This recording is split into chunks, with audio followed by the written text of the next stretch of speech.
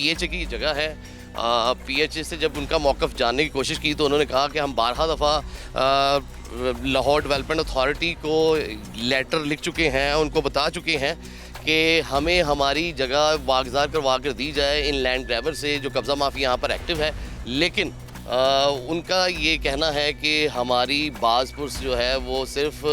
फ़ाइलों की हद तक ही रह जाती है, अमलन जो है ये इदारे हमारे किसी काम नहीं आते और ये चीज़ डिपिक्ट करती है कि अदारों के दरमियान हम आहंगी बिल्कुल नहीं है और किसी भी किस्म का ताउन जो है अदारे एक दूसरे के साथ नहीं कर रहे। जब अदारे एक दूसरे के साथ ताउन नहीं करेंगे तो